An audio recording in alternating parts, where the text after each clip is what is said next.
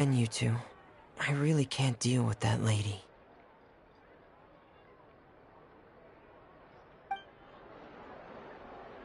Thanks again, you two. I really can't deal with that lady.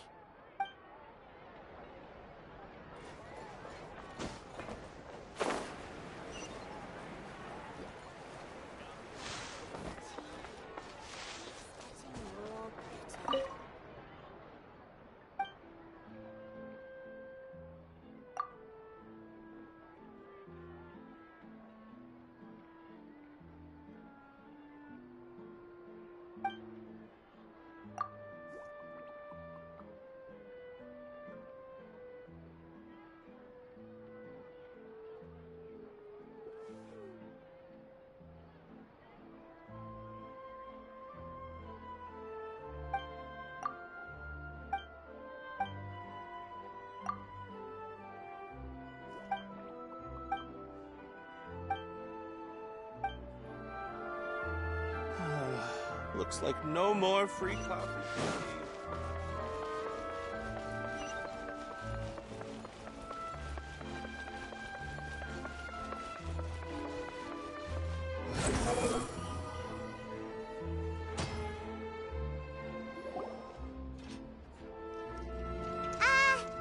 Hello? Is there anyone here? Oh, hello there. New customers? Looking to buy, or do you need something made? Or perhaps you're just looking for a chat with me. Oh no, we're just here to deliver some materials. Here they are. They're for making... what were they called again? Ah, these must be for Magic Pockets! I could tell right away. I've already made several orders worth now. No need. They've already prepaid several batches worth. When they told me what they'd be using them for, I even offered them a discount. But they insisted on paying the full amount, saying that I had a business to run. It seems both their hearts and their pockets are made of gold. Whoa. So, is Linny actually loaded? I can't say for sure, but who knows? Maybe there's good money to be made being a magician in Fontaine. Hey! Is this machine what you use to make stuff here? It looks really advanced. Why use your hands when a machine can do the work? It would be a waste not to use the latest technology, and wasting is a kind of crime. But where does a big machine like that get its power from? Well, it's a little complicated. I'm not sure I can put it in layman's terms for you. But basically, everything we usually use here in the city is powered by indemnitium. It's a type of energy that's produced from trials. Huh? How can trials produce energy? Well, I'm not completely sure of all the details myself, but basically, when a trial is in session, the Oratrice Mécanique d'Analyse Cardinale harvests people's belief in justice and converts it into energy to be used all around Fontaine. So that's what its other function is? Paimon heard that the Oratrice was created by the Archon to make judgments. But Paimon still doesn't get it. How could something unreliable like people's beliefs be turned into a stable power source for these machines? Oh, yeah! So that means the Hydro Archon relies on the machine to take the energy created by belief and turn it into power for all of Fontaine, right? Even though I've never heard anyone really put it that way before, it sounds like it makes sense. Besides indemnitium, we have another type of energy called pneumosia. It isn't produced by the power of the Archon, but it is unstable by nature. Even now, it still cannot be widely used by civilians. I thought I'd find you hard at work, but here you are chatting the day away. Since you're already talking, I'm sure you wouldn't mind a few words with me. You again? Didn't I already promise you that I'd have the more I owe to Confrérie of Cabriere by next month? Why are you hounding me now? Yeah, but how do we know that you won't go running off by the end of this month? I want 50% today. Wait, no, 70%. Huh? Seems business isn't so great for the workshop. We've already finished our job and delivered the materials. maybe now's a good time to leave? Hey, hold on. Before you go around trying to collect payments, why don't you settle your own debts first? If Confrere of Cabriere wants to poach clients from Northland Bank, that's fine. But I'm afraid you still owe the bank a hefty sum of mora. So why don't we work things out between us first, before you get back to your little conversation here? Ah, you're from Northland Bank. But we said we'll pay everything we owe next month. Why are you hounding me now?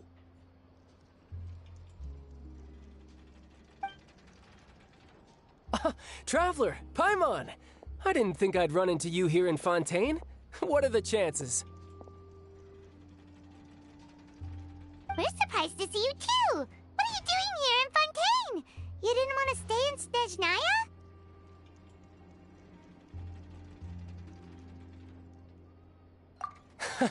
Long story short, I've already been in Fontaine for some time now, and honestly, things have been pretty boring.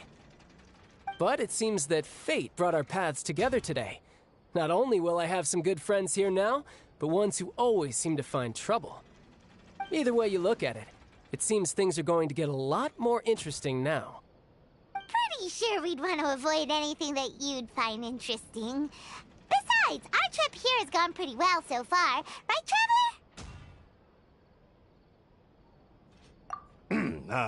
Hey, you, Northland Bank boy. Aren't you forgetting something? Don't interrupt. It's not often I run into the Traveler like this. Why don't you wait for me over there for a while? You kidding?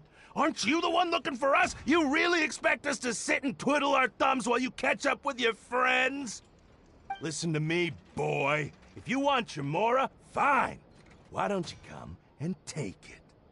Hey, I just said not to interrupt. Oh, by the way, Traveler, the last time I took Tonya and Tusser ice fishing, Tusser said... Hey! That's way over the line! All right, boys, let's see who has to pay up now! Can you at least let me finish one sentence? Fine. Though the bank told me not to get rough with our clients. You're the ones who started it. This is an act of self-defense. You two will have to be my witnesses, okay? I'm sure this won't take long.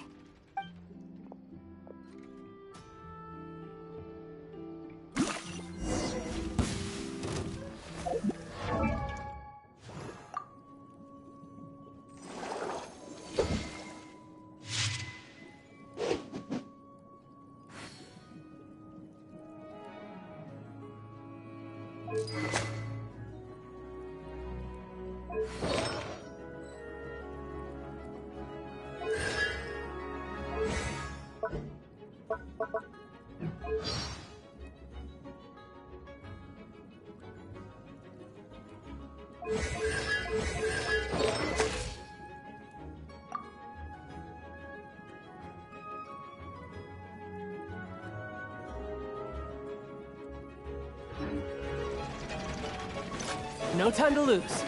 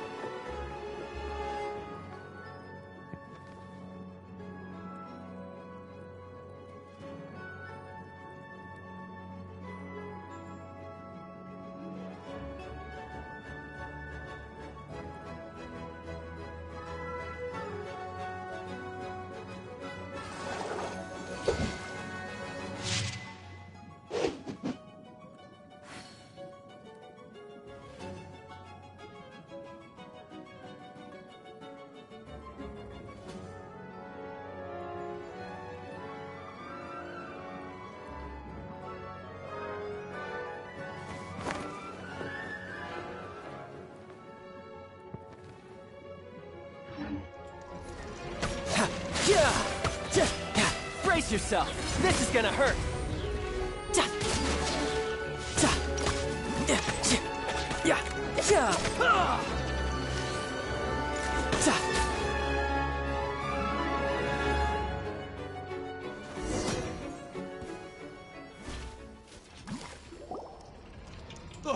What's your deal, Brad? How are you so strong if you're just a staffer from Snezhnaya's Northland Bank? Wait, don't tell me you're... Oh, now you notice. It's a little late, don't you think? Just make sure you understand that you don't mess with Northland Bank. Got it?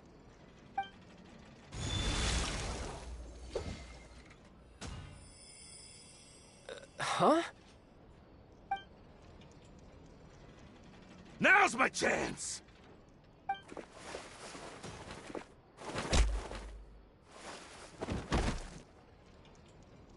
Huh. That was weird.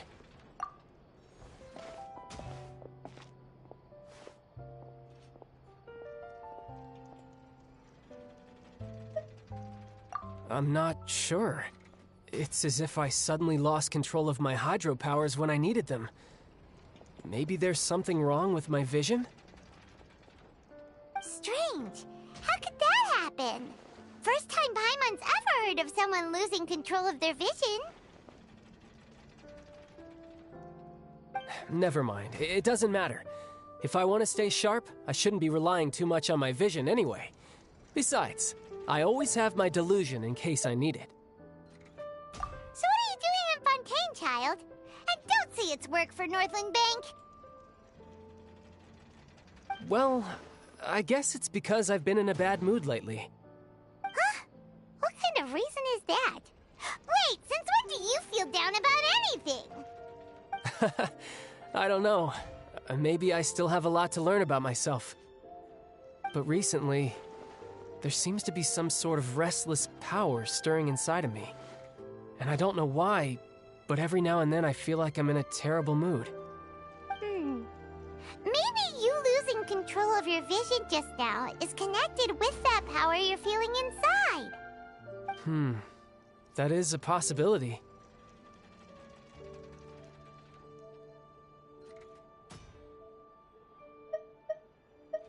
I can't remember if I ever mentioned it before, but when I was 14, I fell into some unknown abyss.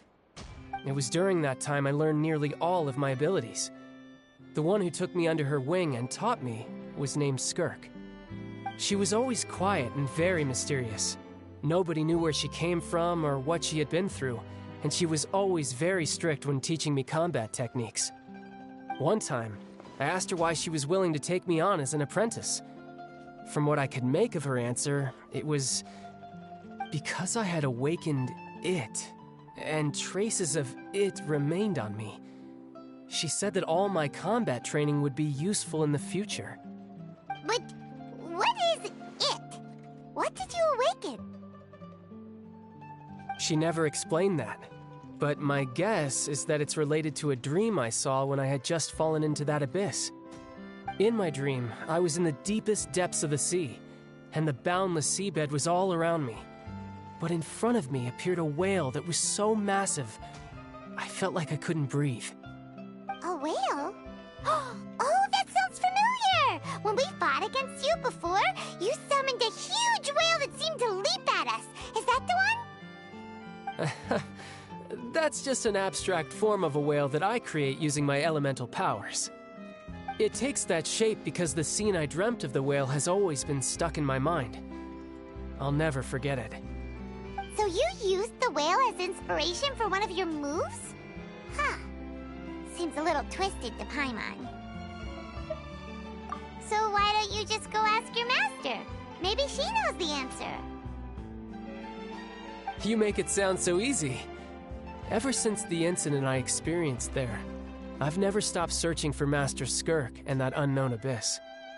But it's been years now, and I've still found nothing. There isn't even a trace of the place where I remember falling into the abyss. Oh, it sounds like some kind of ghost story. Yeah, I'm out of leads at this point, but there's nothing more I can do. It seems that strange encounters in this world tend to be elusive like that. Oh, seems the time really flies when I'm talking with you. I just remembered I have somewhere else I need to be, so I should get going. What? More work for the Northland Bank? No, it's more of a personal appointment. Lately, I've been sparring with some of Fontaine's official champion duelists whenever I'm feeling bored. Official champion duelists? You mean it's their job to duel? Yep. In Fontaine, before a criminal goes to court, they're given one chance to defend their honor by requesting a duel with an official champion duelist. The champion duelists are all-powerful fighters selected from among the nation's best, and the duel itself is a no-holds-barred fight with no specified stopping point. So engaging in such a duel is regarded as a symbol of defending your honor. If a criminal manages to win the duel, they'll be acquitted. But if they lose, they'll have no choice but to stand trial. And the worst-case scenario is that you're simply killed in the duel. Though it's rumored that Fontaine has a death penalty, from what I can tell, no one has ever been officially sentenced to death. So really, the only people who opt to duel are those who have suffered a grave injustice in being accused, or those who greatly value their honor. Otherwise, why gamble with your life? So, do many people actually get out of their trials by winning the duel? Apparently, it's exceedingly rare for anyone to actually win. Fontaine probably... Besides, none of the champion duelists are to be trifled with, which is exactly why I was itching to face them as soon as I got to Fontaine. Apparently, the one I'm meeting today, Clorinde, is the strongest of the champion duelists. I had been asking her for some time before she finally agreed to face me today. Well, that's child for ya. Paimon feels like we heard that name somewhere before. Clorinde. Huh. Oh, before I forget, I want you to have this. Huh? Your vision? You're seriously just giving it away? I'm just worried that it could become uncontrollable again. I'd be pretty upset if it got in the way of my duel, so I think I'll be better off without it for now. Besides, I just need you to hold on to it for a short while. I'll come retrieve it when I have some time later. Paimon knows what you're up to. You just want an excuse to come talk to us again, don't you? Whatever gave you that idea? I'll be in touch later.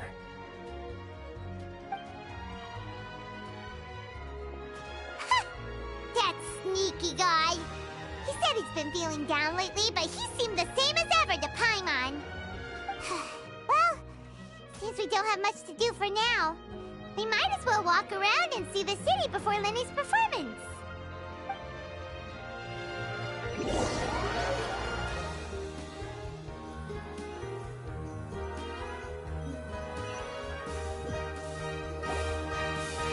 Wow! Who could have seen that coming? The reporter who was barely around for most of the story was the murderer all along!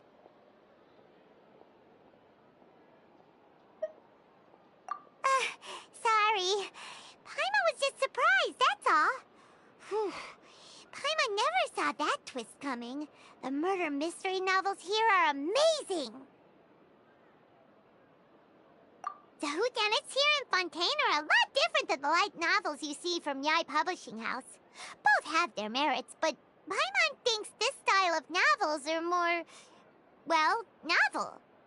It's so exciting to reach the moment when the mystery is uncovered, especially in the one Paimon was just reading. You should buy a copy and read it too.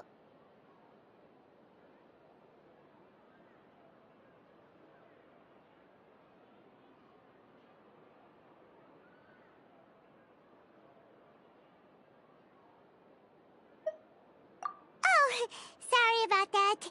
Paimon will be more careful next time. Hey, shouldn't we be heading to the Opera House to see Lenny's performance soon? It's almost time for the show to start, so we should get going. Lenny said that the Opera House is on Araneas, so let's go ride the Aquabus!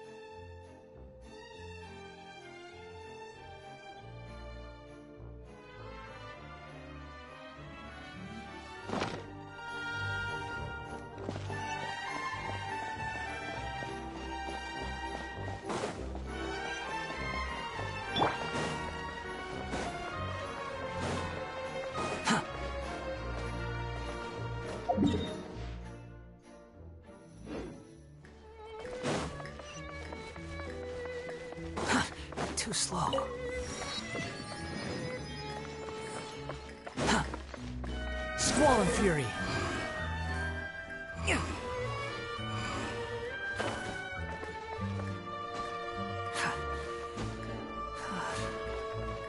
The wind rises.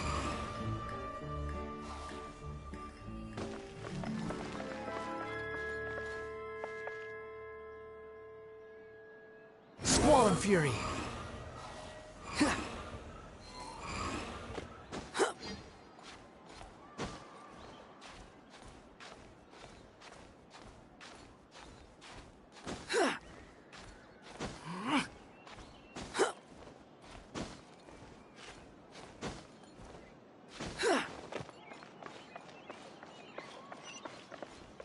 The wind rises.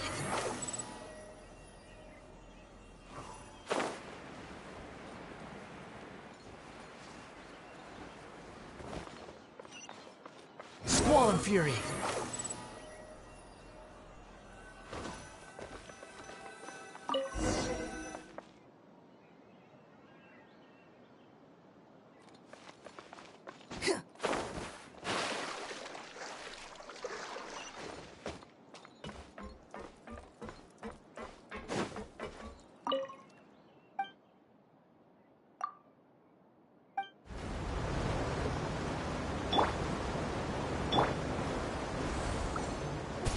Welcome to the Navia line. I am Elfan. The boat will be departing imminently. Please do not stick your head, hands, or other body parts outside the boat. The Aquabus operator is not responsible for any accidents or injuries resulting from doing so. Also, please remember to buy the Steambird, though I don't read it myself. The destination of the current tour is Erinias. Points of interest worth visiting include the Fountain of Lucine and the Opera Epiclese. If you look to the left in the direction we are currently traveling, you will see the famous Fontaine Research Institute up in the sky. An experiment gone wrong turned a new sightseeing opportunity. Human ingenuity truly is a wondrous thing.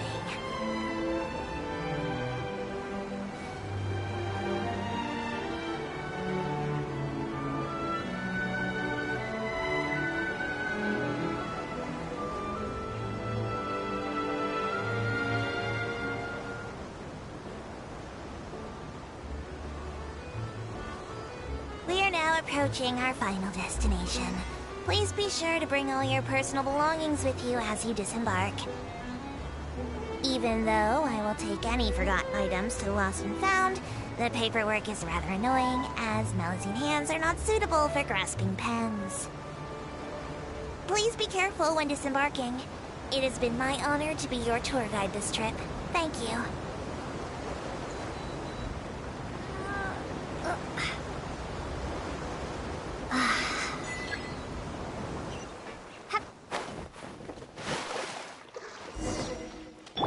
Behold!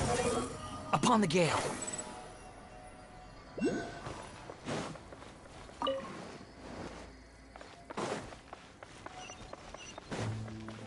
Huh, too slow.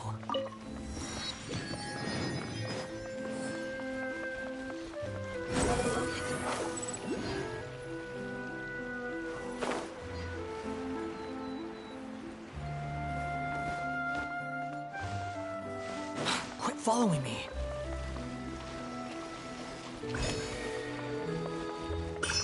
Squall and Fury. Huh, too slow.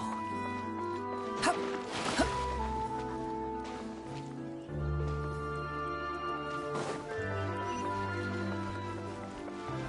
The wind rises.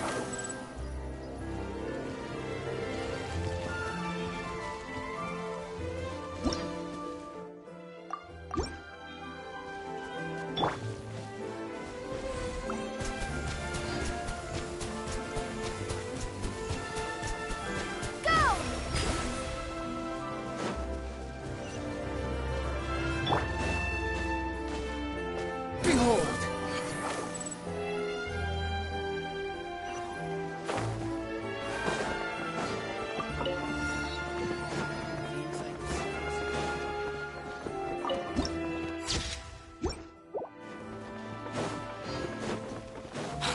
following me. Whoa! Now this is fancy! The Opera of Eclairs. What a place to hold a performance! No wonder Linny and Lynette were looking forward to it. Huh. Looks like there's a lot of people standing around the fountain up ahead. Oh, Archon, please bless us with a bright and healthy child. We pray. I don't know why you always feel the need to ask so much. I'll be happy as long as our child is healthy and lives a peaceful life. I guess if they're our kid, then there's no doubt they'll turn out smart. Maybe this is one of the customs in Fontaine. There sure are a lot of couples here. Vache.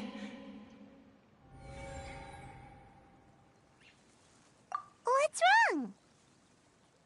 Vache. Vache.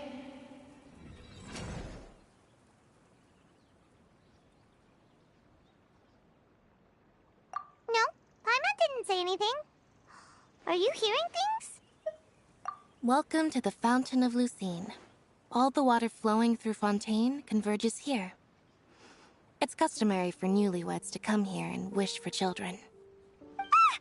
Ah! Lynette! You scared Paimon!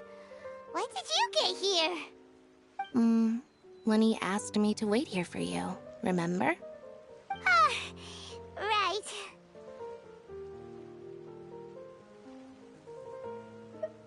What do you mean? There are a lot of people here right now.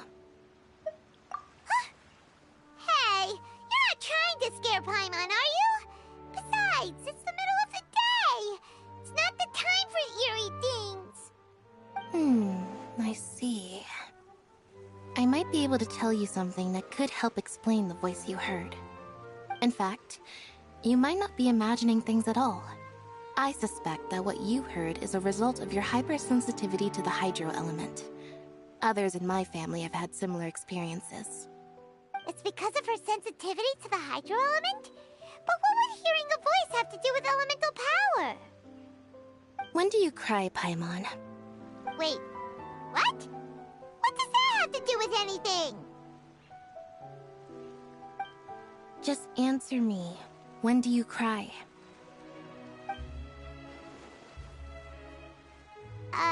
When Paimon's really sad? Oh, and when Paimon's super happy. Oh, and also when Paimon's really, really scared. Then you should understand that tears contain your most intense emotions. Like I just mentioned, the Fountain of Lucine is where all the flowing water in Fontaine converges. Even the tears that fall to the ground will eventually gather here. So maybe what you heard was the intense emotion coming from someone's tears.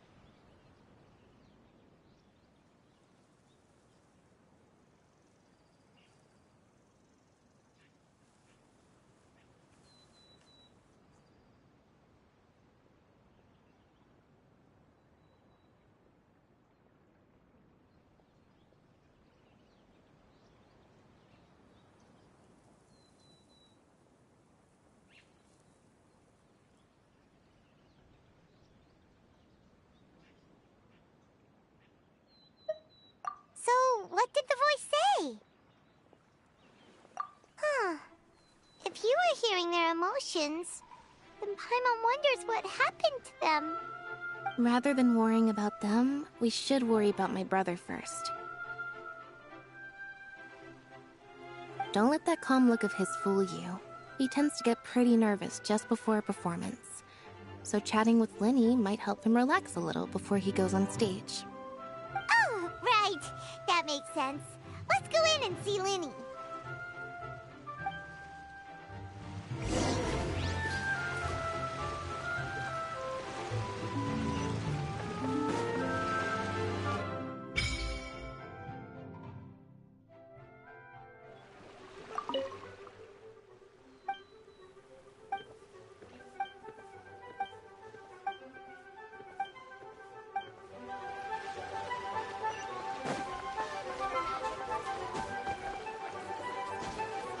The wind rises.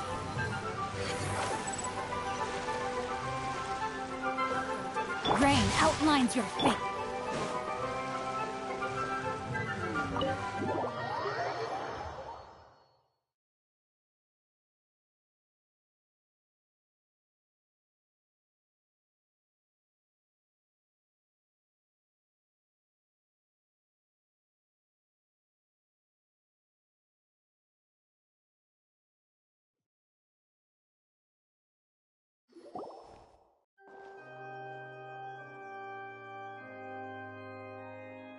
Ah, Traveler and Paimon. Good to see you.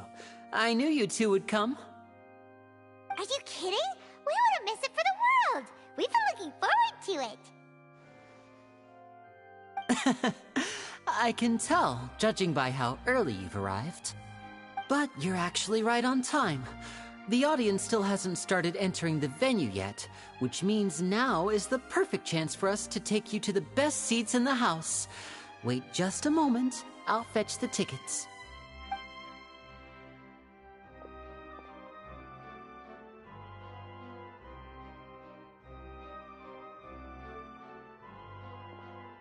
The Opera House has assigned seating, so you always have to make reservations. I've already reserved your seats, and here are your tickets. Ooh, front row seats! Thanks, Linny! Don't mention it. There's no need to keep thanking me. Hey, Linny! Could you come over here and take a look at this? Oh, I'll be right there. Seems there's an issue with the stage props over there. That's Cal, my assistant, calling me. I'll go lend him a hand.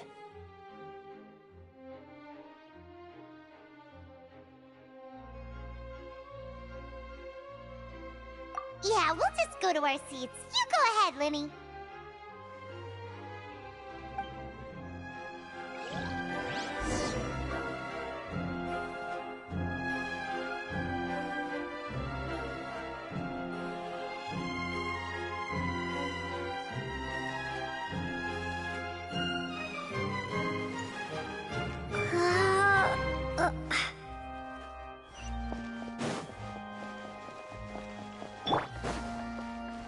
No, my sword!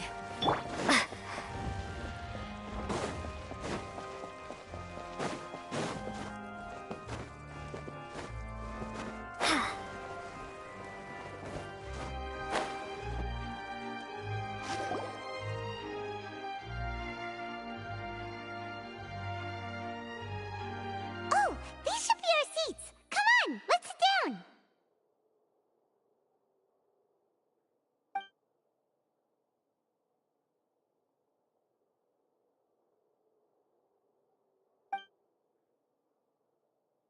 Uh...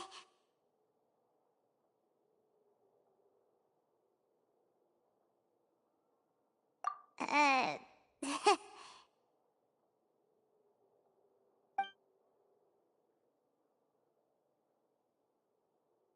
Hey, Traveler. Maybe we should strike up a conversation with the person next to us. Since we're sitting together and the rest of the place is practically empty still, it's kinda awkward if we don't say anything. Ah, you little... Of course you put this on Paimon. Excuse me, I did not realize you felt awkward. I am terribly sorry. I would be perfectly happy to chat with you if that is what you would like. Oh, so you heard all of that, did ya? Boy, you sure have good ears. Paimon thought she was keeping her voice down. Wait, that's not it. Paimon's... Sorry. Paimon's the one who was being rude, talking under her breath like that. So, let's talk, but, what should we talk about? Oh, Paimon's got it. You're also here early and sitting in the front. Are you a friend of Linny's too? A friend, you say? Well, if Mr. Linny would like to be my friend, I would be more than happy to reciprocate. Oh, so you're not friends with Linny then? Oh, this is getting more awkward by the second. Paimon nearly forgot to make her introduction. Nice to meet you. Paimon is Paimon, and this is the Traveler. We just arrived in Vaudain. It is an honor to meet you two. I have heard of your deeds across Tevat. And as required by proper etiquette, I will also introduce myself. I am... Oh, Monsieur Nervillet. What an honor it is to have you here to see my show. Ah, Mr. Linney. I should say it is in fact an honor for me to see your performance in person. Wait, Nervillet? Could he be... I saw you all chatting just now, but it seems you still don't know who Monsieur Nervillet is. Allow me to introduce you to Fontaine's Chief Justice. That seat is always reserved for him. It wouldn't be too much to say that he's the symbol of justice and honesty here in Fontaine. Whoa! Sorry for being so rude just now. Paimon had no idea you were such an important person. No offense taken. Being Chief Justice is merely what I do for work. Nearly every person has their usual reserved seat, so I'm not so special, really. And by the way, I should probably let you know, even though I would prefer not to.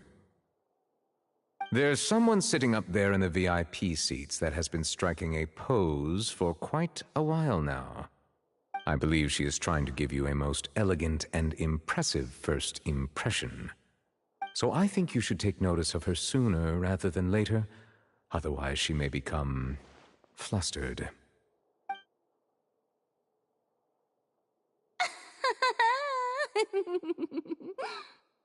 Huh?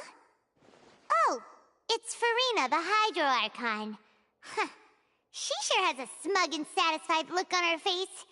Guess she has no idea that you saw right through her act. Very good. That is for the best. No need to pay her any more attention. We may now enjoy the show. Huh? So is this what things are like between the Chief Justice and the Hydro Archon? All right, please wait just a moment longer. I've pretty much finished my preparations, and the performance will start as soon as the audience has made their way to their seats. Yay! The show's finally about to start! Paimon can hardly wait! Paimon's never seen a real live magic show before!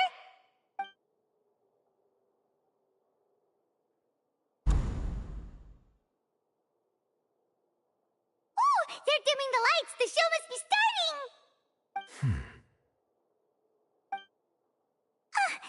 Sorry.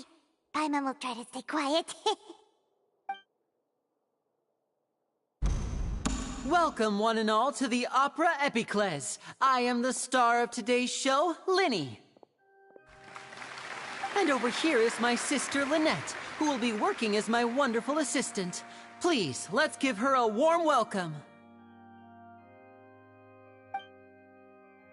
Hello, everyone.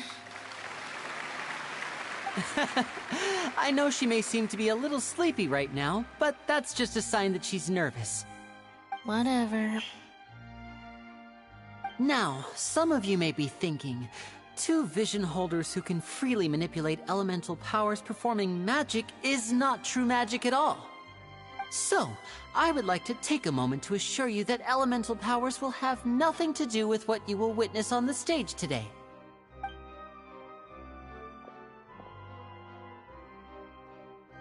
Both Lynette and myself have removed our visions for the show.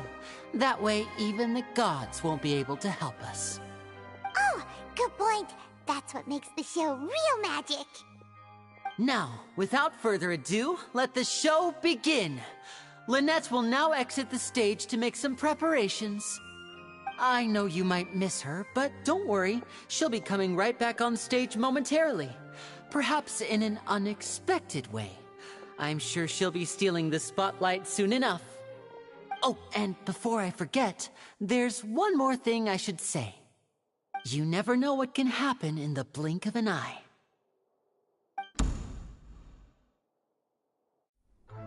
A magician's greatest skill is making things disappear or appear.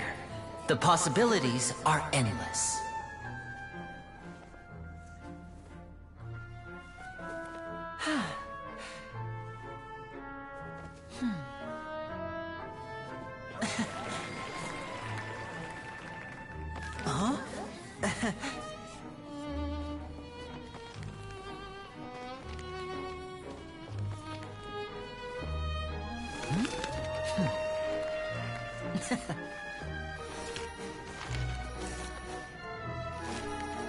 But this isn't what you came for.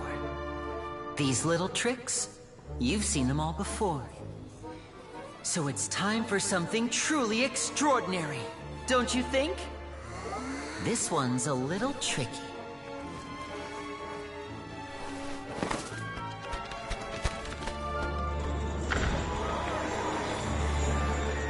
Using this water tank, I shall make my sister vanish completely, right before your very eyes.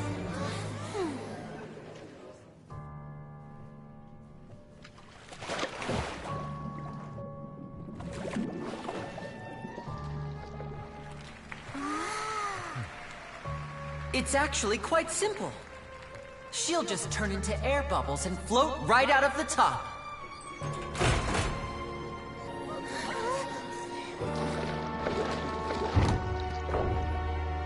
Oh no!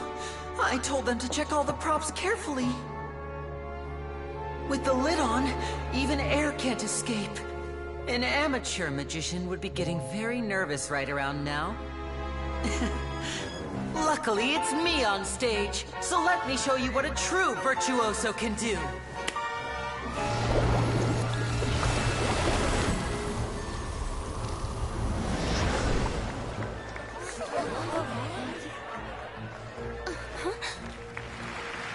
Lynette, are you still there? Don't go too far. We don't want to use up all our magic. Hi, I'm back. Uh-huh.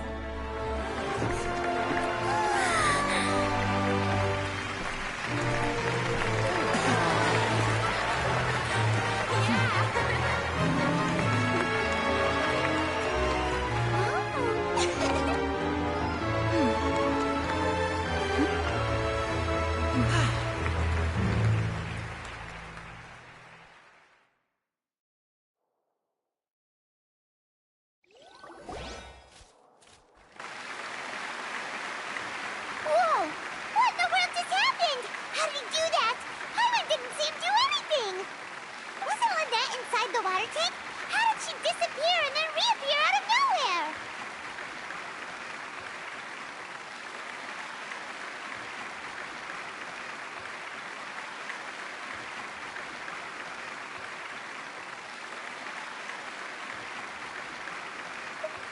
If we could see easily through his tricks, then that would mean that his skills are still lacking. To appreciate magic, you should focus on the show happening on stage, rather than getting caught up in trying to see that which has been intentionally hidden. Guess you're right.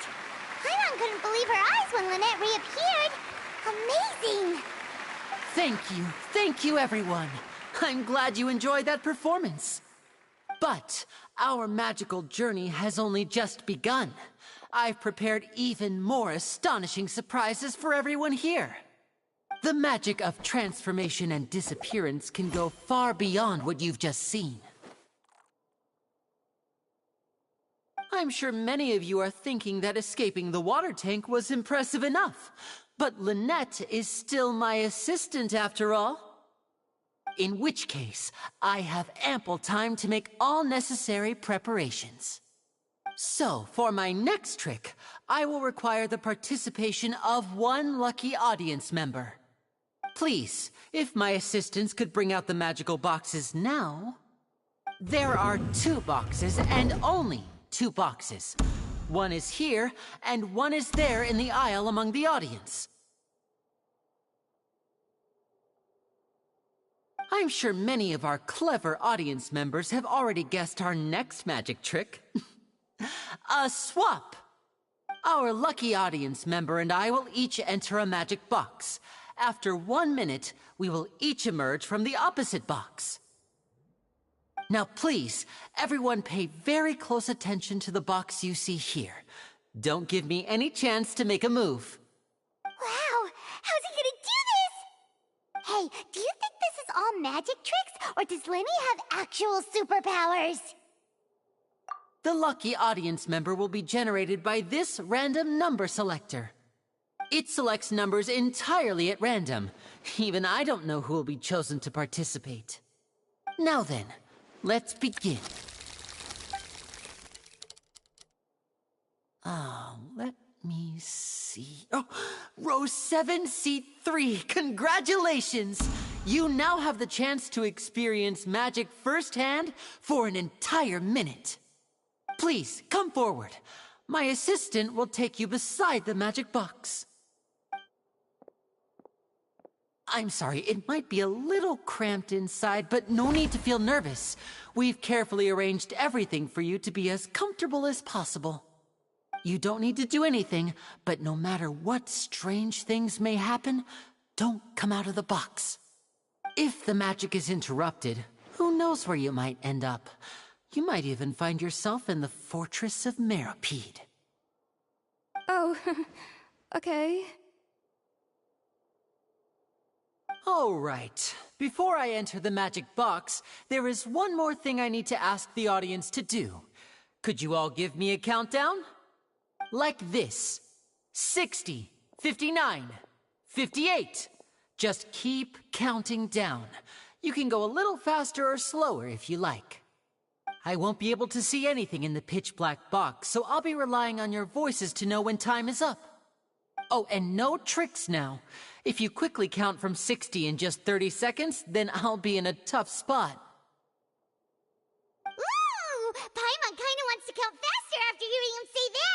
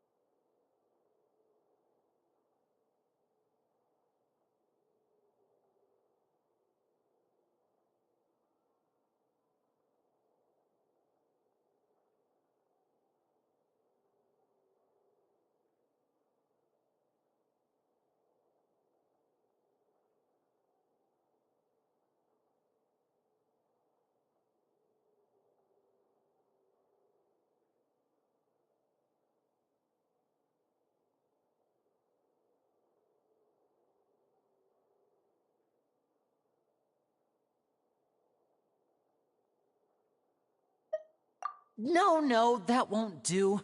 I can see it in your eyes. You still can't be trusted. Let's practice together. Come on, repeat after me. 60, 59, 58. 60, 59, 58! That's right, perfect. Keep it going. All right, I'll see you all on the other side once you've finished counting.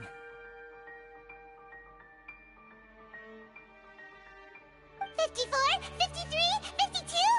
Huh? Why aren't you counting, Nervalet? I am counting in my head. I think things are exciting enough in here as it is. Merely a consequence of my identity and personality. Do not worry about me. Just enjoy the show. Oh, alright. You look so serious that Paimon thought you might be feeling uncomfortable or something. 40, 39, 38! Mr. Linney, are you all right in there? Is everything ready? Yes, I'm fine. I'm just double-checking the direction of the magic. It would be a disaster if we get sent to the wrong places. For example, mid-air right above the audience. Even though he's saying that, Lenny doesn't seem nervous at all.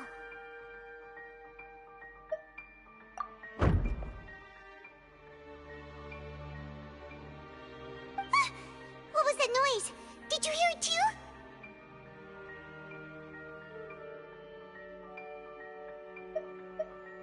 Not sure. Anyway, it doesn't seem like anyone's worried about it. 25! 24! 23! What's wrong, Mr. Linney? I can still hear you moving in there. I seem to have accidentally knocked over a decoration. I'm trying to fix it, but it's pitch black in here. I can't tell left from right. Never mind the decorations. There's no time for that. The show is what's important. No, that's unacceptable. I want my show to be perfect. Don't worry, we still have 20 seconds. Hear them counting? 19! 18! 17! It seems things aren't quite going as planned. I apologize, everyone. It feels like you're all starting to count faster, but that's all right. I know it can be tiring to do such a long countdown. 10 seconds and change is still plenty of time. 10! Almost there now. Whew. Swapping two people is harder work than you might think. Even a master magician like me can't guarantee I'll get it right the first time. Hey, wait! Is this the back one? I can't tell. They both look the same inside. Huh? No, that's not it.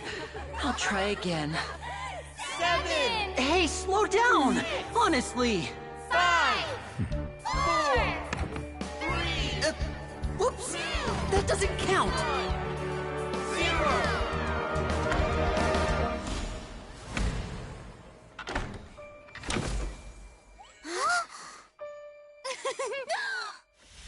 Ta-da!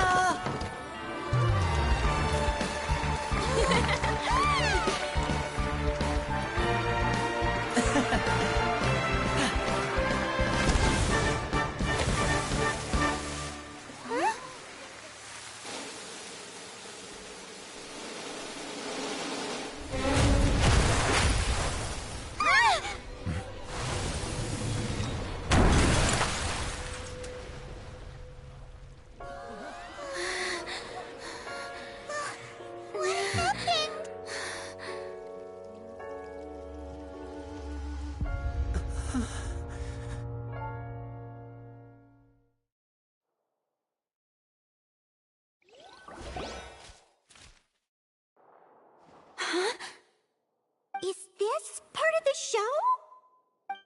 Mr. Lenny, you're going to use magic to fix the stage now, right? What happened? Oh no. Maybe this isn't part of the show.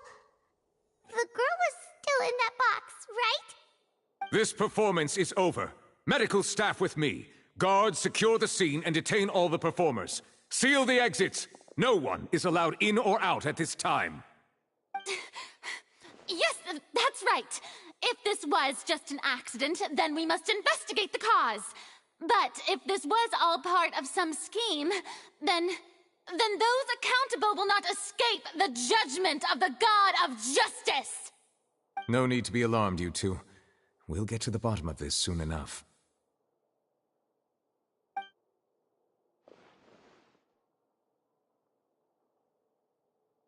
Unfortunately, the person who is in the magic box has been pronounced dead. His name was Cowell, one of the assistants in Linny's magic troupe. Apparently, the fireworks on stage ignited the ropes that were suspending the water tank, which then caused the tank to fall onto the stage. As of now, we are still not sure why we found Cowell in the box, rather than the guest from the audience. And after an initial search of the area, the guards have confirmed that the girl is nowhere to be found. It appears that this incident was not merely some mishap with the performance. And there are many indications that it is connected with the case of the serial disappearances of young women. The serial disappearances case? That's the case that Charlotte mentioned before! I know the truth. I can see through the whole thing. Really, using such a shallow and obvious mystery as his finale. Did he really underestimate us that badly? I say that our powerful magician, Mr. Linny, is now the prime suspect for the serial disappearances case. Huh? Why me? This whole thing was an accident. Oh, this all occurred during your magic show, did it not? The missing girl disappeared after being chosen, did she not? The deceased is one of your assistants, is he not? Now that I think about it, that whole speech about magicians making things disappear was nothing more than a provocation, a bald-faced challenge. That can't be right. How can Lenny do this? He was in the box on the stage the entire time. We can even hear his voice. Besides, before the show, he told us that he would like to catch the criminal behind the disappearances. He couldn't possibly mean catching himself. Save discussion for a later time, please. Lady Farina, may I assume that your comments just now constitute an accusation against Mr. Linney and his associates, and that you are pressing charges? Huh? I just think that he... Well, I think it might be a little early to talk about formally pressing charges. But what Lady Farina said just now makes perfect sense. Looks like she's gonna personally deliver justice. A kidnapping and murder carried out under the cover of a magic show. Lady Farina said it all. I mean, of course, my dear people. But what excites me even more than the obvious truth before our eyes is the opponent I'll be facing. That's right. I mean you, Traveler. You'll support Lenny, won't you? After all, he was the one who helped you the first time we met. Then there's no problem at all. You know, the Traveler and I already had a duel the first time we met. But with Lenny's help, our little duel ended in a draw. But draws really are the most boring possible outcome. So, no more draws. Between the two of us, there must be a clear winner and loser. And what better place to hold such a riveting showdown and decide the true victor than here, on the grandest of stages, the Opera Epiclese. Huh? It wasn't a draw. She obviously lost last time. I understand. Charges have now been pressed, and as such, a trial is in order. Well, Traveler, seems Lady Farina has set you in her sights. But putting her dramatic rhetoric aside for a moment, I would like to ask you, are you willing to act as Mr. Linney's attorney and defend him in this case? Very well. The trial will be held a day from now in the Opera House. Both sides may investigate the scene to build their cases and search for the truth.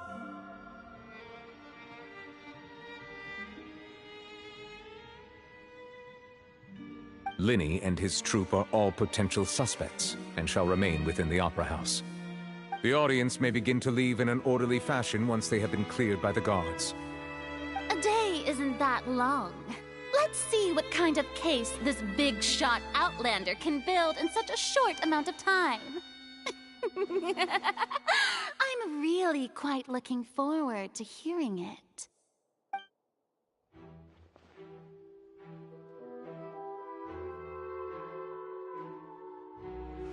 Lenny!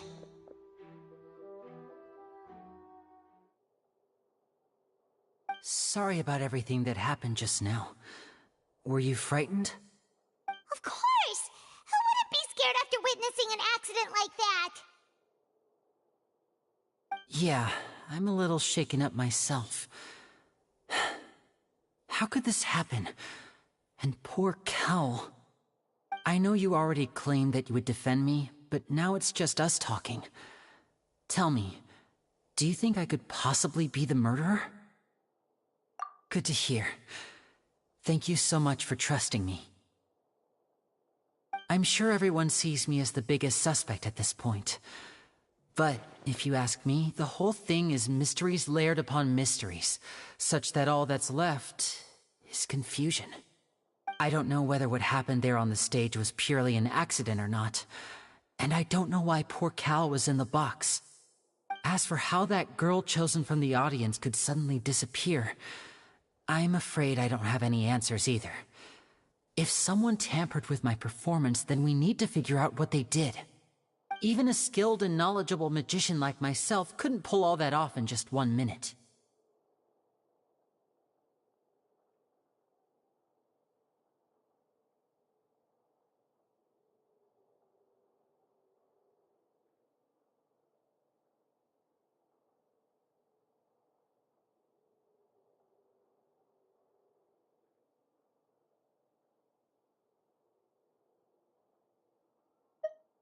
Which is precisely why we need to investigate!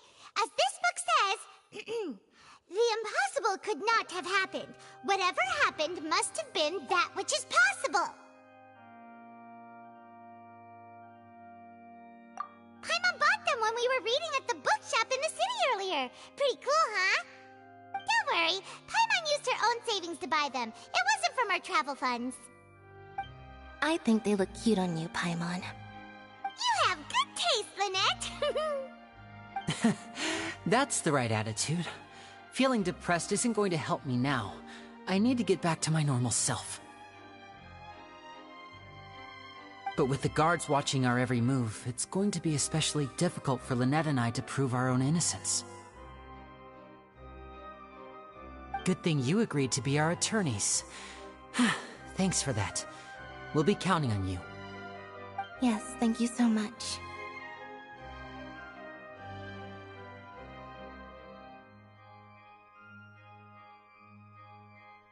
Yeah, just leave it to us. Oh, since we're going to start investigating, Paimon has a question first. Where did Lynette go during the performance? Ah, well, I'm afraid that would involve some of our essential trade secrets as magicians. The secrets behind our magic are past saving, Linny. I suppose you're right. The truth behind our tricks is going to be important evidence that will be weighted during the trial. 'Tis truly a pity. As a magician, our magic show is a work of art. We've poured countless hours and spared no effort in perfecting it. But if revealing our secrets will help you uncover the truth behind what happened, then it will be well worth it. We should go somewhere else if we're going to discuss our magic tricks. We'll go speak with the guards, and in the meantime, you can go investigate the stage and the seating areas. Alright, let's go have a look while the investigation teams are still here. Detective Paimon is on the case!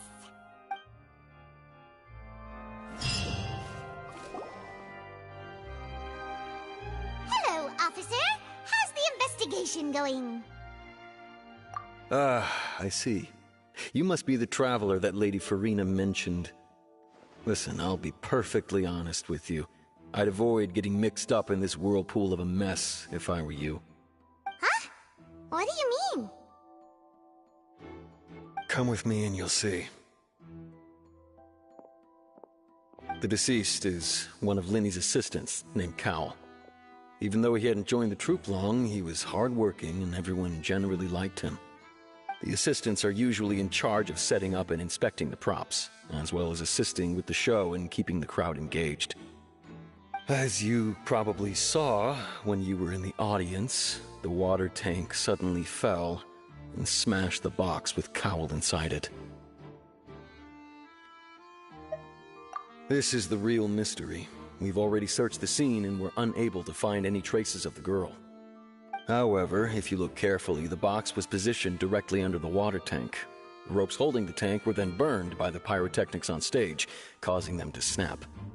All these factors lining up so perfectly makes it hard to see this as a mere accident. If anything, the more logical explanation is that the whole incident was intentionally planned, and Linny is the most likely person to have access to all these areas. But he doesn't have a motive! Are you both good friends of his? Well, you can't say we're good friends, but we've known each other for a little while. So in just a short time, he was not only able to win your trust, but even convince you to act as his attorneys. I know there's no such thing as magic. The real trick of a magician is holding the audience in the palm of their hand. I've seen a lot of cases, and I can tell you that people are the least reliable kind of evidence.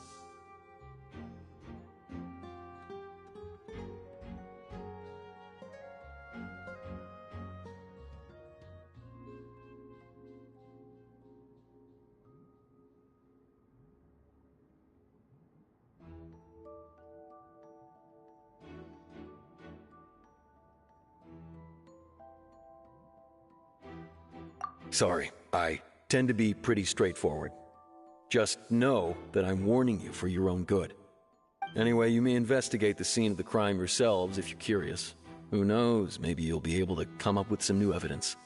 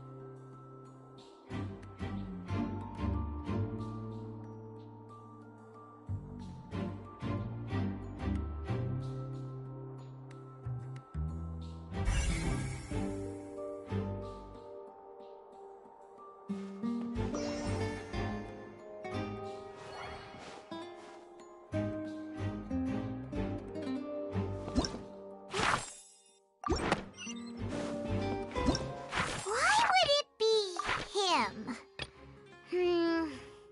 How strange. Why would it be...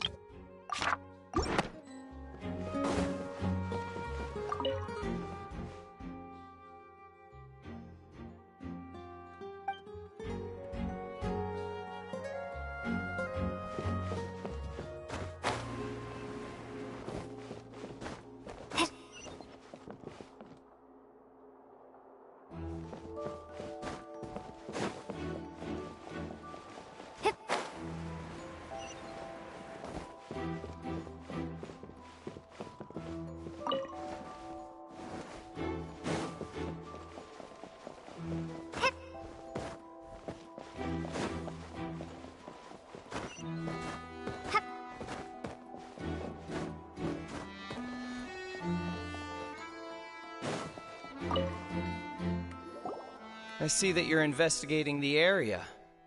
Well, it just so happens that I'm interested too. If you find any new and interesting leads, be sure to share them with me, alright? We don't have too many thoughts yet.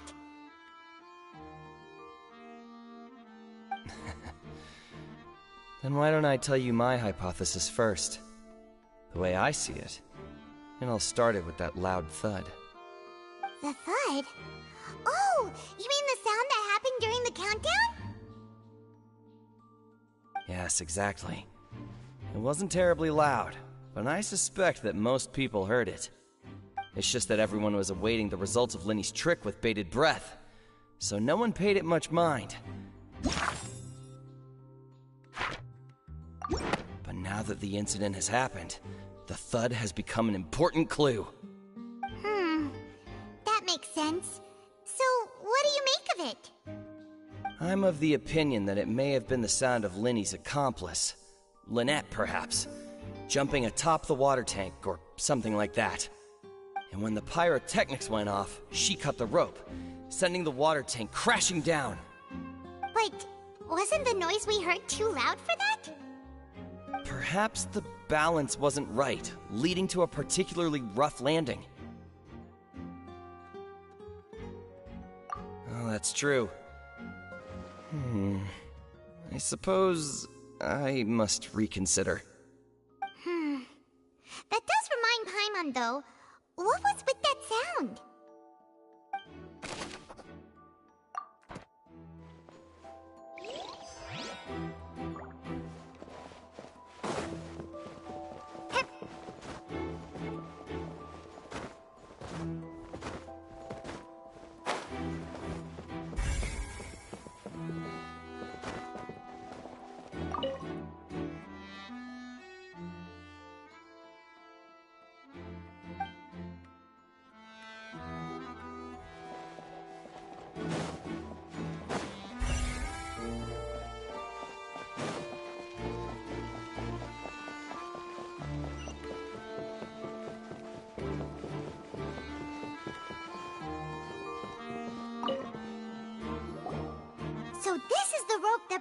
caused the water tank to fall.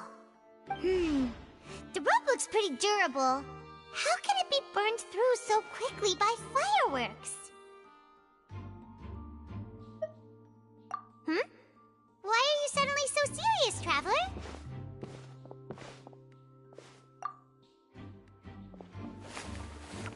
Whoa. Look! This bit is made from different material! Most of it was burned away, but there's still a little bit of it left. Huh. So if a rope meant to hold something was made with that kind of material in it, then that means... Wait! Paimon should write all this down! Let's take notes!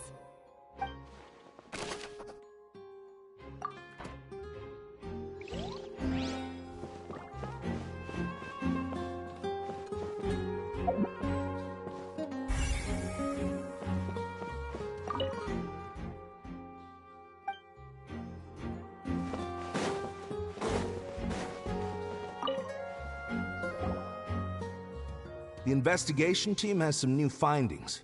Turns out there's an issue with the random number selector after all. See, I told you. What if the machine picked some big guy's seat? You think the murderer would have still made his move then? Sorry to interrupt, but we're helping Linny and Lynette with their side of the investigation. What were you saying about the number selector? There's something wrong with it? You're trying to help them? That'll be a tall order. Linny used the machine to pick a random member of the audience during his performance, right? The lucky girl that later disappeared. Well, we thought there might be a serious problem with the machine, so we had it taken away for further inspection. It turns out that the seat number it picked wasn't random at all. The machine picks that same number every time. I'm sure you already know that you have to make a reservation in advance to get a seat, regardless of whether it's a trial or some performance. In other words, Linny knew who would be sitting where from the very beginning. That much checks out. Linny reserved our seats for us, too. Bet you see why I was saying it'd be tough to make a case for Linny. Even though it's bad for Linny's case, Paimon had better write it down.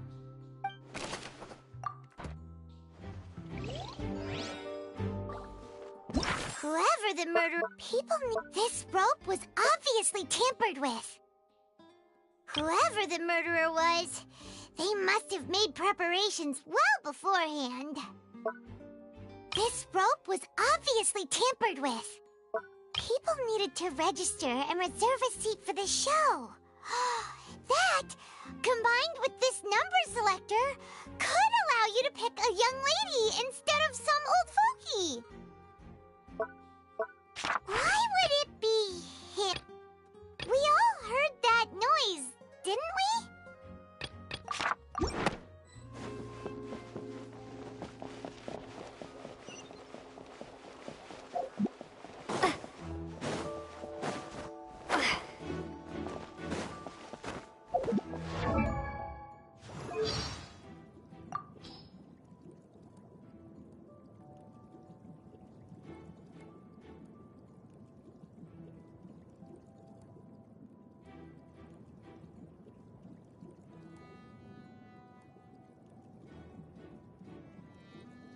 Was not expecting to see Clockwork Mecha dancing.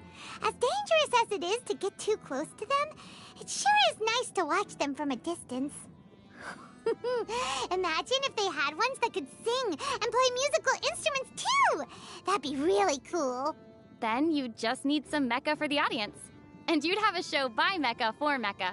Somehow that's a pretty scary thought. Anyway, mecha are meant to do stuff, not sit there and watch a show. Oh, how about mecha that can paint? Paimon bets their paintings would look just like photos taken with a camera. Sounds like you could just use a camera. Oh, right, yeah, Paimon's brain stopped working. What about you? If you could make a Clockwork Mecha do anything at all, what would it be? Travel guiding, perhaps. Bleep blorp. This is your guide bot speaking. Please go straight on at the next crossroads. Bloop blerp. Paimon's just remembered how much training you need before you can own a clockwork mecha, and how expensive they are. Also, who knows if they even work outside of Fontaine? The best travel guide into Vat will not lose her job to some machine. At least not yet.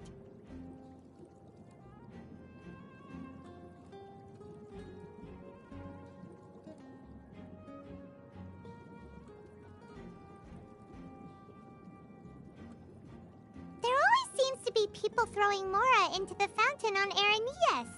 Yeah, supposedly the fountain fairies listen to people's wishes. That's probably how the custom began.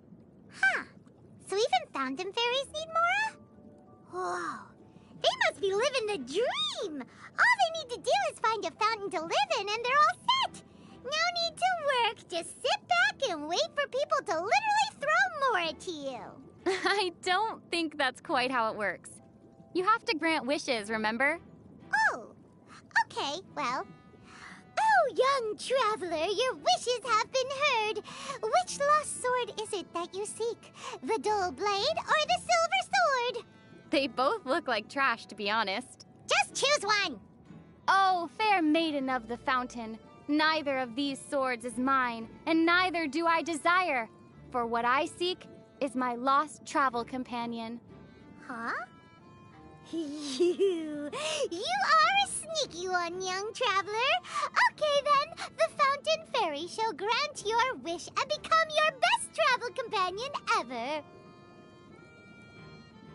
Operas in Fontaine come in so many different genres. Historical, myths and legends, even fairy tales and modern romances. And lots of adventure stories, too. Oh yeah, like Tancred and Shericly. Oh, Tancred, you fool! If only you'd recognized Shericly before it was too late! Apparently, the story's based on true events. Ooh! Does that mean that there'll be opera adaptations of our adventures one day? We've been through so many adventures together, there's gotta be a scriptwriter out there who's interested in taking our story to the stage! And they won't have to worry about crafting the perfect tragedy either! Everyone loves a happy ending, right? Ooh, how about we get a head start and assign voices to ourselves? Paimon thinks you have a mezzo-soprano voice. What do you think Paimon should be? Remind me, what's that shrill voice that most prima donnas have? Oh, you must be thinking of a coloratura soprano. Hey!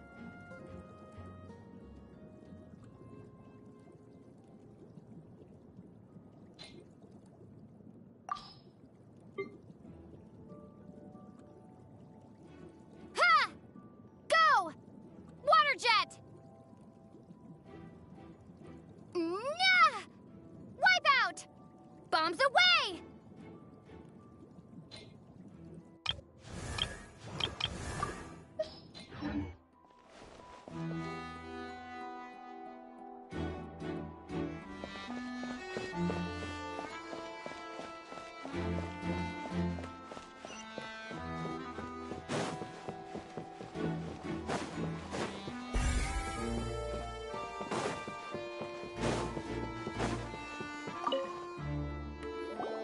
Hello there. What are you investigating? Oh, this location has also been cordoned off because the Magic Troupe members are currently considered prime suspects. The investigation team is still collecting evidence. The seats were all booked in advance, so we were able to deduce the missing woman's identity by checking the guest list. Sure, it's not like this is confidential information. We will publish it later anyway when we petition the public to help us find the missing person. Her name is Halsey. She's a painter from Fontaine who's made a bit of a name for herself. Apparently, she wasn't a regular at the Opera House, but she'd been feeling some pressure with her work lately, which made her decide to come see the magic show. The Magic Troupe members all claim not to know her, and we have looked into her social connections. It seems that she has no personal grievances or conflicts of interest with the suspects. Simply put, she wasn't related to the Magic Troupe at all, which matches the features of the previous serial disappearances. Were the victims of previous cases also chosen at random? That's how it seems to us, in any case. Apart from the fact that they were all young women of around the same age range, there really weren't any other connections between them. Okay then.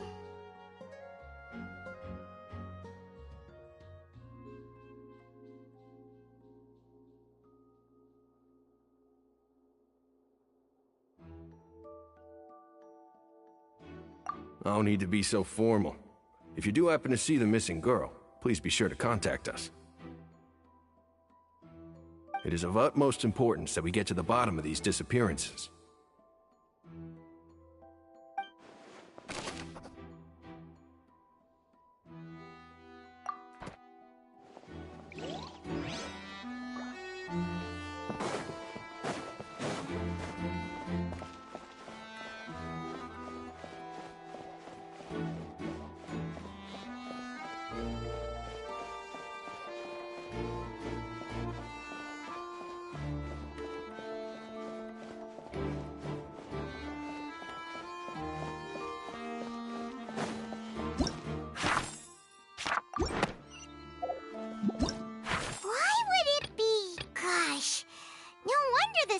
Disappearances never got solved.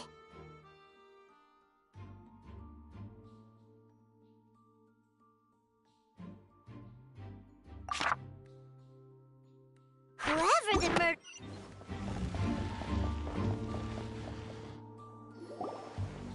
Hey, you! Yes, both of you. Over here. I've been keeping an eye on you for a while now. Huh? You mean us? That's right. If I'm not mistaken, you're also among those who wish to cut down the thorns and pursue the truth. No? And by the looks of it, you're not from Fontaine. Well, you're right on the more about that one, but who are you?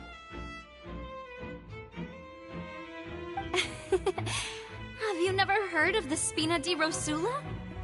From mediating disputes and providing protection to solving conundrums, you name it, Spina di Rosula does it. And I, Navia, have the honor of being its renowned president. Though those who play by our rules call me boss. I'm Silver, her attendant. Pleased to meet you. And I'm Melus. Demoiselle's various daily needs and affairs are under my purview. Huh? Boss? Demoiselle? What gives with the names? Well, I am the second generation president. Melus and the others are still used to my previous title. My apologies, Demoiselle. Should you prefer, boss, I will endeavor to use that instead. No, no need. You don't have to call me boss. Just Navia is fine. Okay, if you say so. Not that we're members of Spina di Rosula anyway. All merely trifling details. Never mind. Now, back to the situation at hand.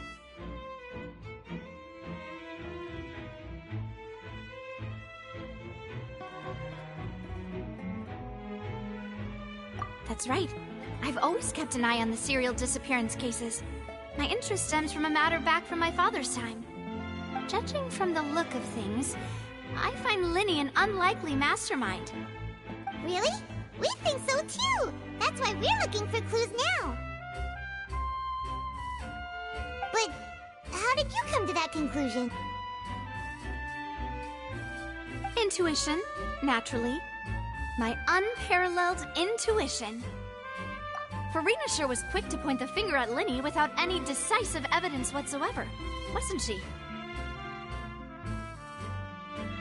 But that's not uncommon for her. If you remember, the Justice had to interrupt her and ask if she was pressing charges just to keep her from getting carried away.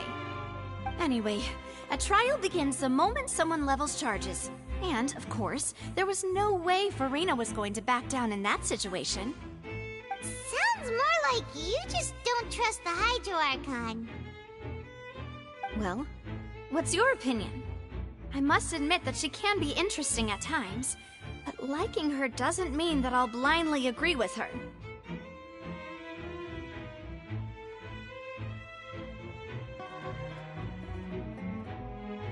All right, I've answered your question.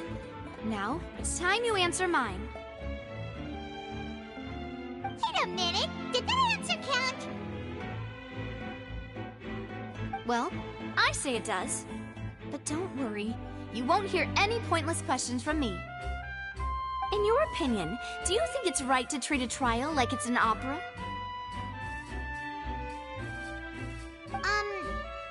Well...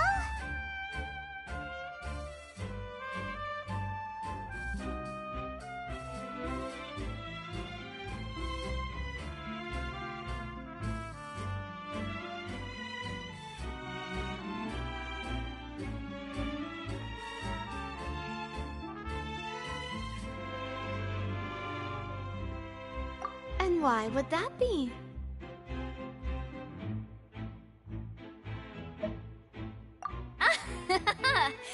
See, Silver and Maloose? I told you they'd be different. Most astute of you, demoiselle. I too think that the Traveler's response was most excellent. No matter how wonderful the script or how fervent the audience's expectations may be, the trials that go on stage here must be based in fact. And if that can be done, boss, then... All right, that's quite enough, Maloose. Anyway, I like your answer. You pass with flying colors. Now, I need to make some preparations, following which our joint investigation shall commence. You two shall be my assistants. Wait! Since when did we become assistants? Oh, well, I can be the assistant. Sure. Or your companion, if you like. I'm really not that fussy. That's more like it.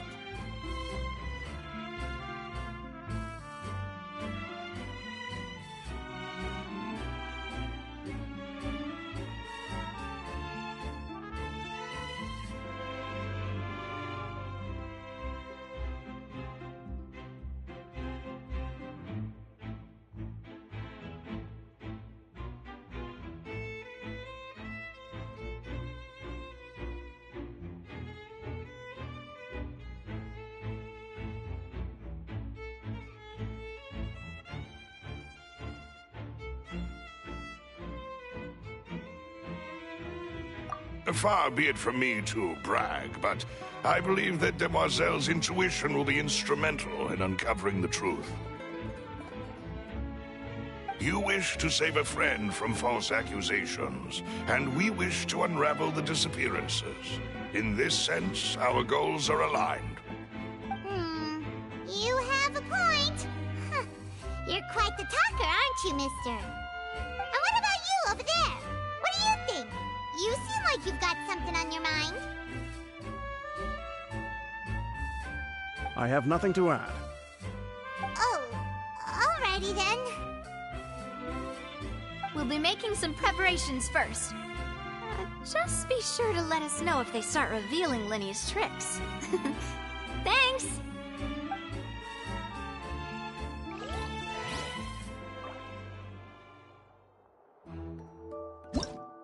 Whoever the murderer was, why would it be...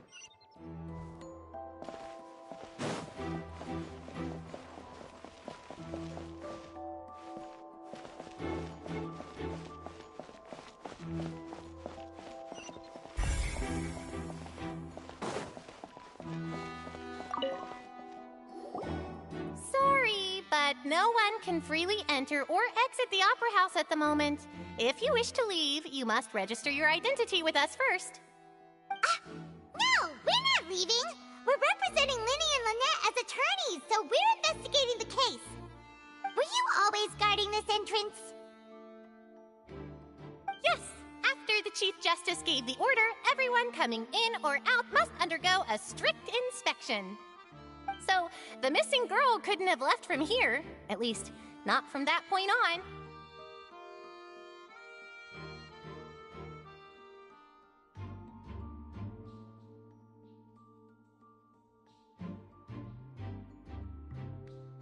I doubt there was much opportunity then, either.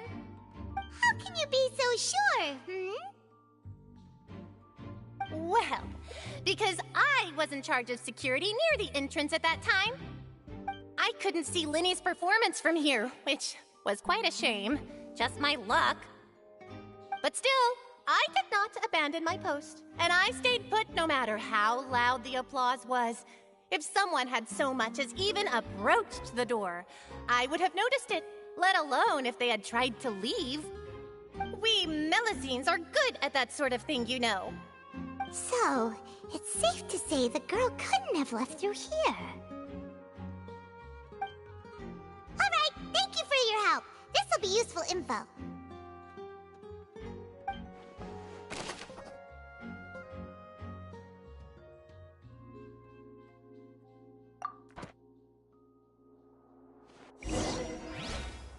We've checked everything of note here at the performance venue.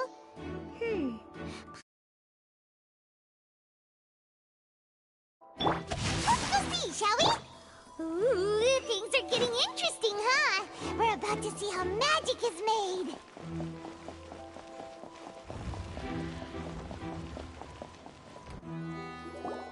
Understood. Then I will be going with you. Just so you're aware, I will be monitoring your actions and making notes as necessary. Very good. Thanks for being so agreeable. I'd pull a rose out of my hat as a gift for you if I could. You may spare the pleasantries. I'm just doing my job. You've arrived. Who's this? Me? I'm Spina di Rosula's guardian angel. If you've got a problem, I've got the firepower. Sorry, I got a little carried away there. Call me Navia. I'm a partner of theirs, and will be helping investigate this whole situation. And these are my companions. Would you mind if they join as well? Fine by me. Oh, new helpers? I would be most grateful. Well, let's just say we're tagging along. It's not every day you get to see the secrets behind magic performed on such a large scale. I appreciate your kind interest. Come with me. We'll be heading below stage.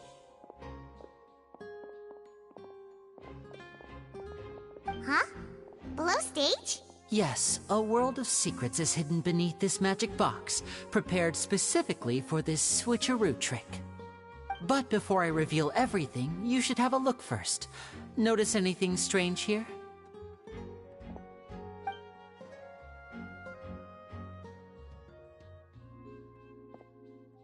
I'm not trying to be dramatic. Remembering the details of a trick will help you understand the methods used to perform it more easily. Huh. Weren't there balloons and other decorations here? Where did all that go? Ah, good eye. That said, you're still far from discovering the answer. The back? You mean the inside of the door? What's different about it? Paimon didn't notice anything. Very good indeed. I thought you might not be able to catch that, given that you were sitting in the first row. The back of this door was patterned. Those patterns are now gone, replaced by a smooth wooden board. So, if you put 2 and 2 together, what do you get?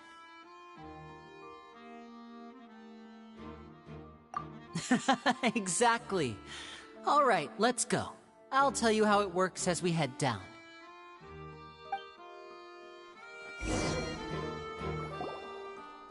Oh, so there was a passageway under the magic box!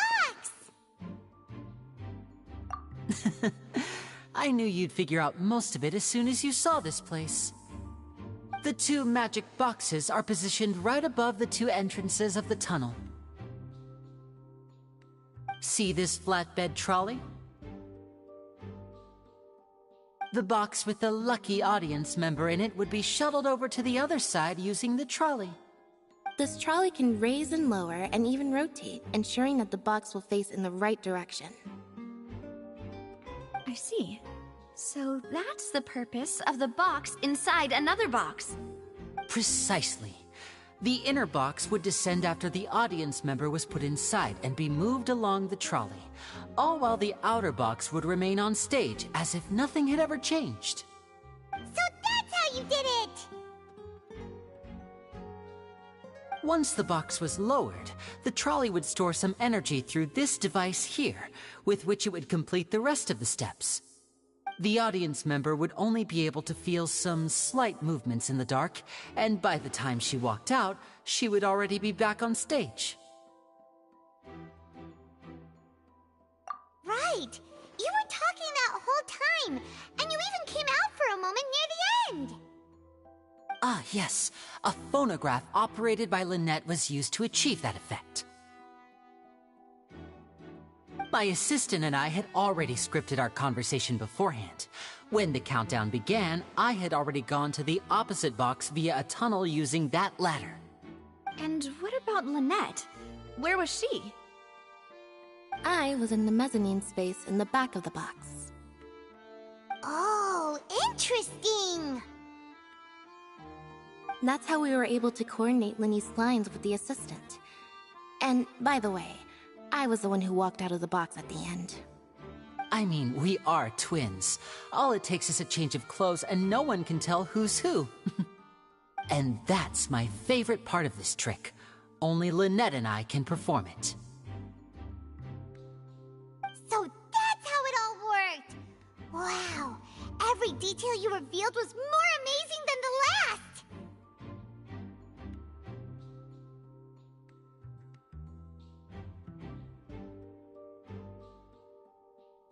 Lynette would briefly walk out of the box and then go back in, jumping into the tunnel and escaping before the box on the trolley could finish ascending. And then I walk out of the other box in the audience area, and the trick would be complete. The operative word here being would. But as you saw, Cal was in the box, not our audience member. She, on the other hand, mysteriously vanished. We really don't know how that happened. If not for that interlude, this would have been an astonishing trick. I probably never would have figured out how you pulled it off. And yet, to think that someone was able to use this magic trick to commit a crime. Could we have a look around? I think we can come up with some more leads. This is the scene of the crime, so Linny and Lynette are not permitted to stay here. I'll escort them back up. Yes, of course. No need to be so strict now. I won't disappear into thin air, you know. Thanks, everyone. We're counting on you.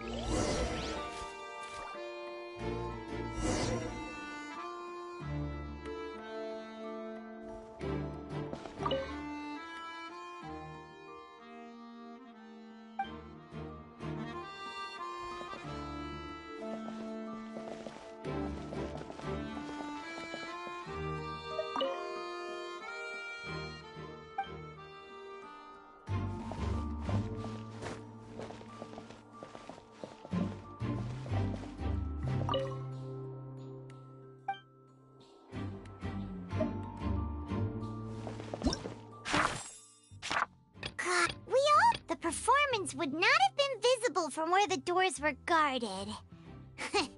If Paimon were on duty, she would have snuck back into the audience seating.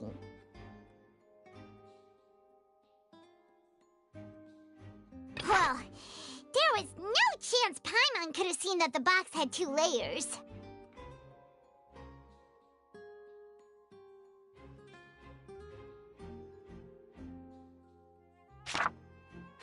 And that's why only the 2 of them can perform this trick.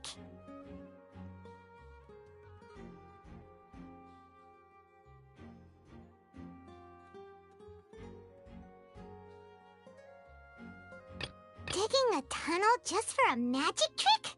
Whew, that must have been a lot of work.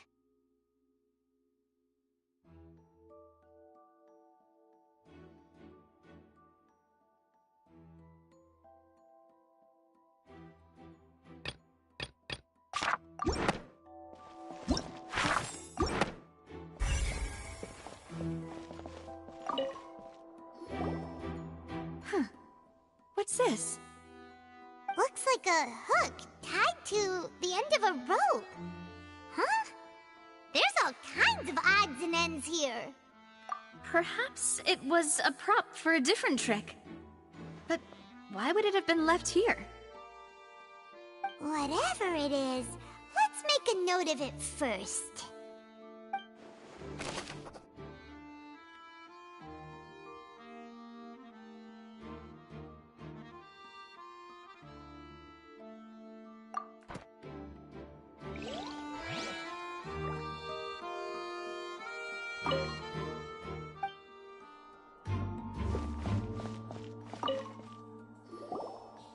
The floor is wet. Please be careful not to slip.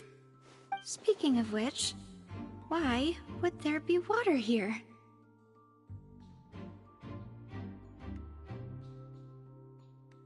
Oh! Paimon knows! It's one of those tricks where you pour water into a jug and then flip the jug over only for the water to disappear? And here's a broken vase! Huh. Did the trolley knock it down while moving? That can't be. The trolley moves along tracks from start to finish. It couldn't have hit the vase at this distance. Let's note this down too and think about it later.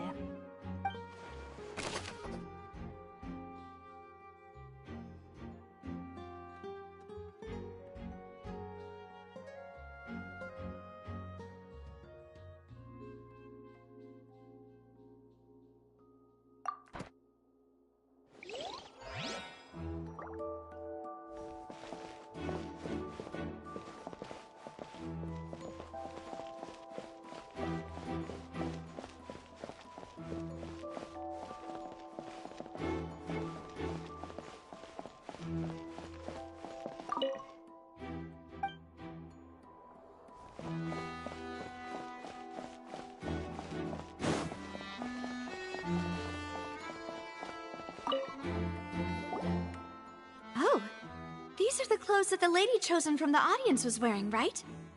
Her clothes are here, but she's nowhere to be found. Right! And do you really need to do that if you're kidnapping them? Ugh, this is so confusing. Paimon doesn't want to be a detective anymore.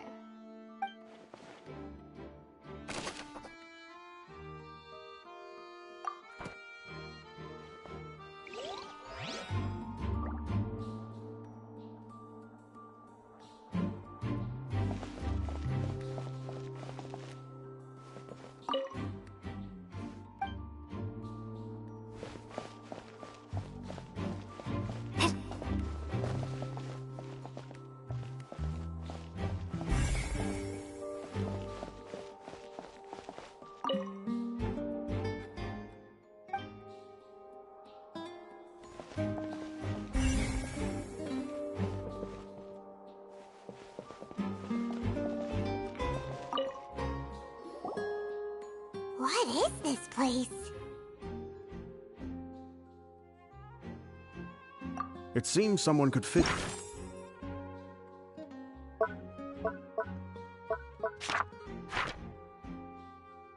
through here. Huh. Could this have been the suspect's escape route? Alone, perhaps. But if they had to pull another person with them, the space would be too narrow. But there are no other ways in or out of here.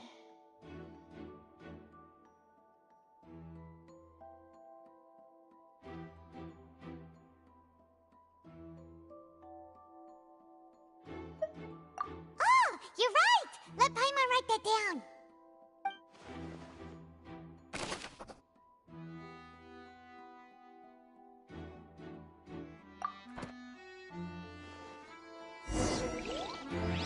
Seems we're just about done investigating down here.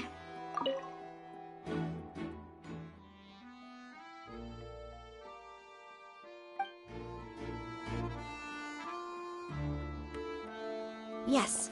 Let's head back up.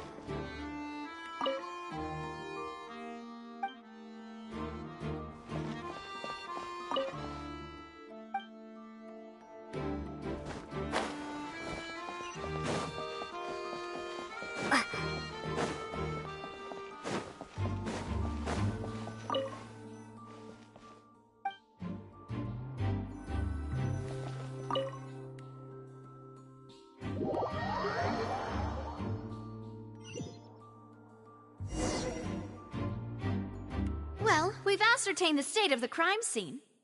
Let's find a place to sort out our findings once Malus returns. Seems to me that there are several things that don't add up here. Apologies for the wait, demoiselle. So, what did the guards say? Did the criminal escape through the vent? They believe the odds of that are very low, since the vent leads to the Opera House's basement. The guards have checked the area carefully. No one left through the basement during the performance or after the incident, and no one was found hiding there. So the tunnels become like a secret chamber then! You know, like the kind you usually see in novels!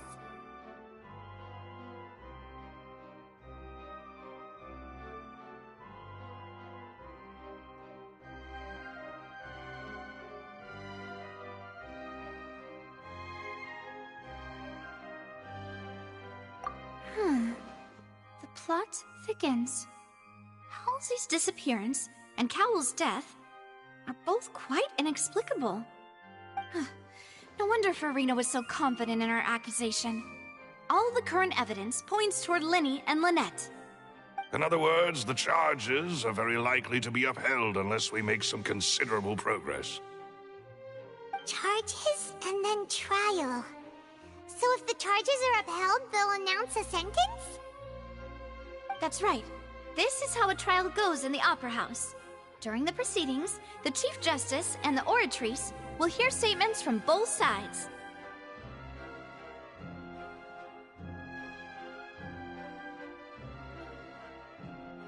That's right.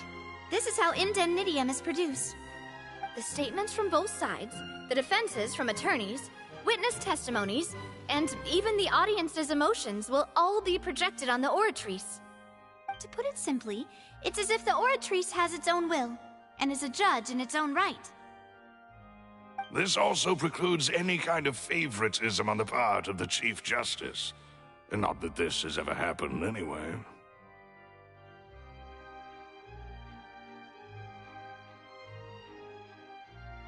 Once both sides have finished speaking, the Chief Justice will make his final decision. This, too, will be used by the Oratrice as a reference.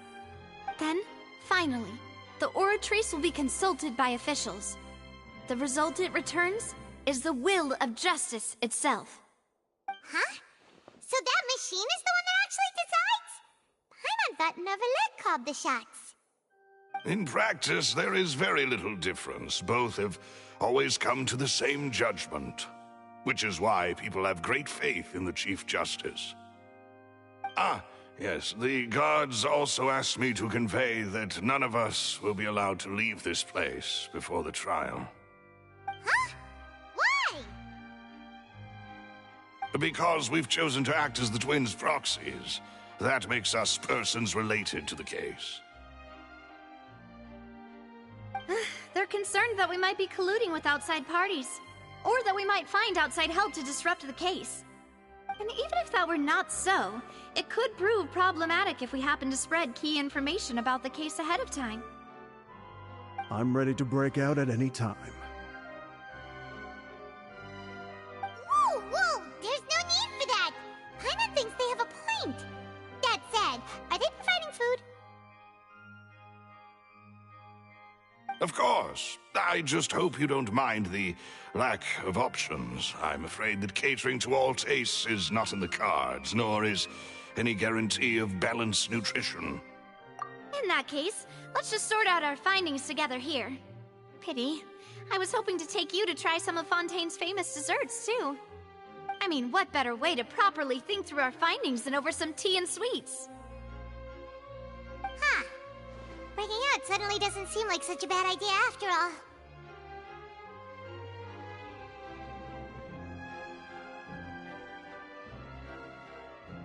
Just kidding! Just kidding!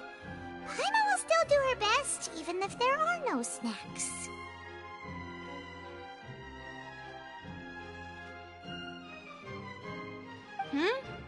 What do you mean, no snacks? Of course we'll have snacks. If we cannot buy some, then we'll simply make some. Huh? Here? But how? Understood, demoiselle. Everyone, please come with me.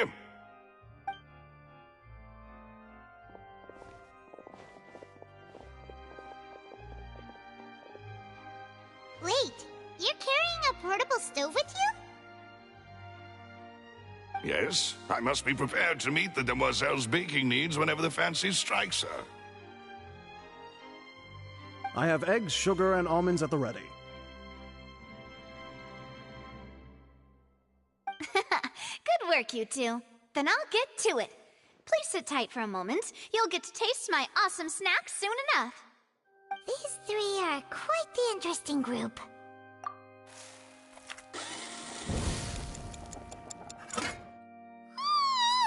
And Paimon thought it smelled good while it was still in the oven! Oh, it's even better now. Paimon can't stop drooling.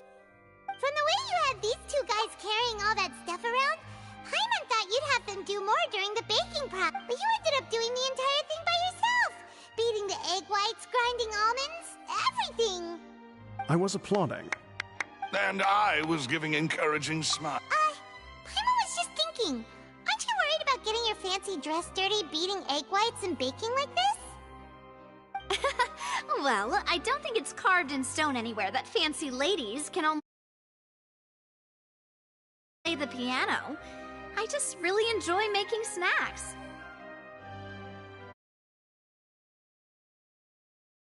Estimate beating egg whites, by the way. It's a real arm workout.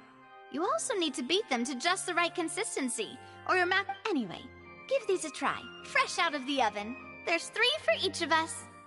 Only 3? Well, eating too many sweet treats might send all that sugar to your head.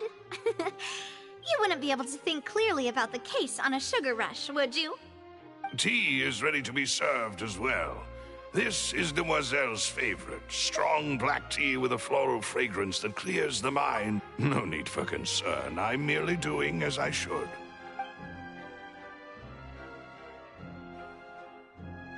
All right, then.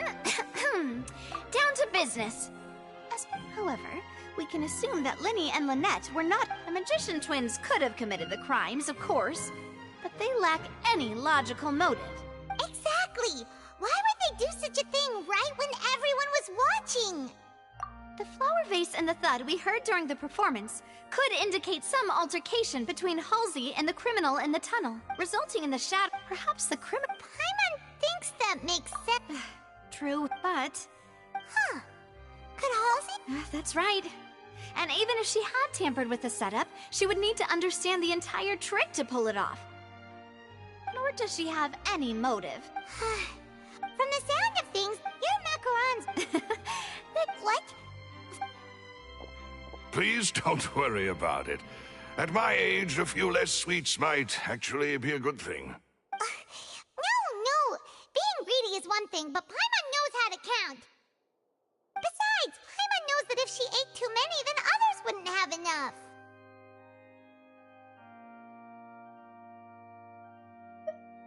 Wait, even you don't believe Paimon? How could you?